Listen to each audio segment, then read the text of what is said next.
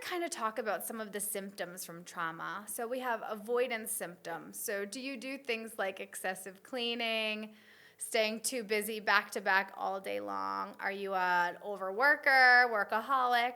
Do you have amnesia and suppressed memories from the traumatic event? Or do you have suppressed memories in general? Some people don't even remember their childhood.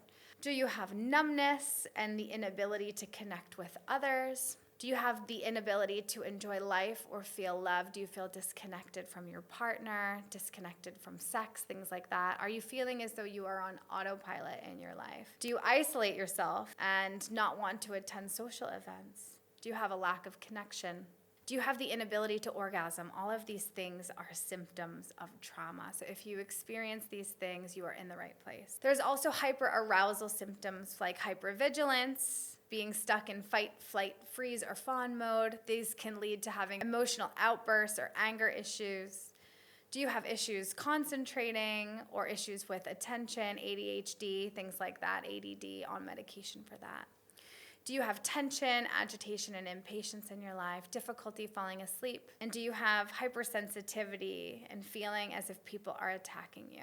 Lastly, there's symptoms of hypoarousal. This would be numbness, inability to feel pain, a blank mind, the inability to think or speak, inability to move, extreme drowsiness and loss of consciousness. And the last trauma symptom is disassociation. And this is when the body and mind become super disconnected. It almost feels dreamlike, and we become detached from our bodies and the world around us. And a lot of us use drugs, alcohol, or other means to avoid feeling pain and programming our bodies to operate on the frequency of fear rather than love.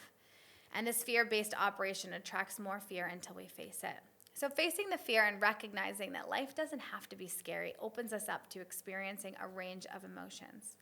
Shame often follows this because as we blame ourselves for the past experiences and past events, when we had to make survival decisions that we're not proud of.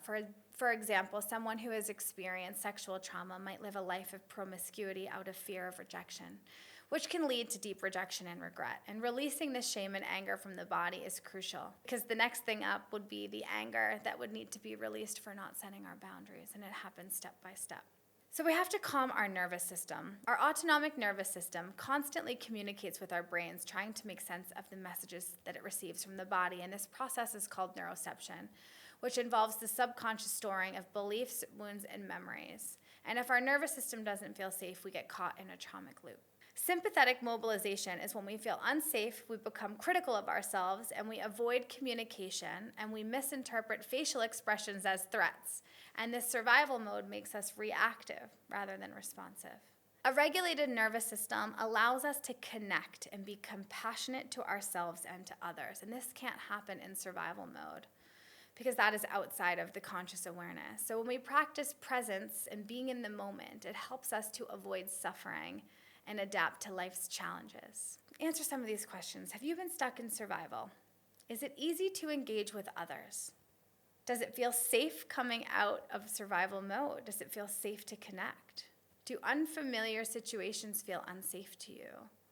Are you reactive rather than responsive?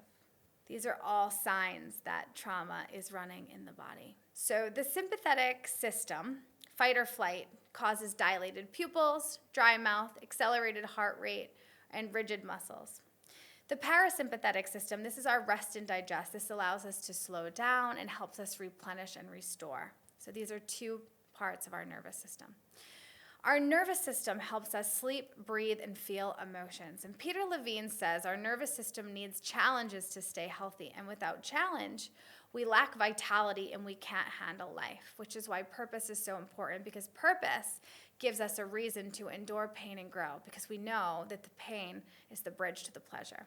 When we heal our nervous system, we address the body and mind, and we need to feel safe to heal. And this requires a gradual, supported process.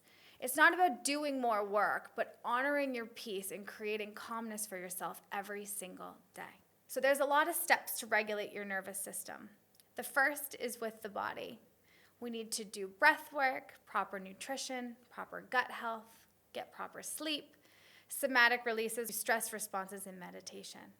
We regulate our mind by becoming aware of our thoughts, our coping strategies, and we develop self-awareness to reprogram it.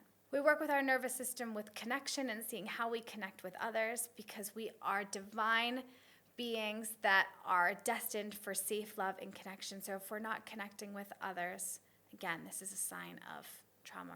And lastly is our connection to something bigger, our purpose, the divine, which is our spiritual connection. If we can address all these pillars, it will help us break the trauma loop and achieve longevity. So remember, beautiful souls, healing is a felt process. It's not just cognitive.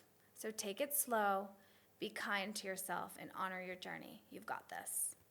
If you're looking for a great place to start this process, I'd love if you went over and watched my free masterclass, Safe to Feel. So click the link below and get started.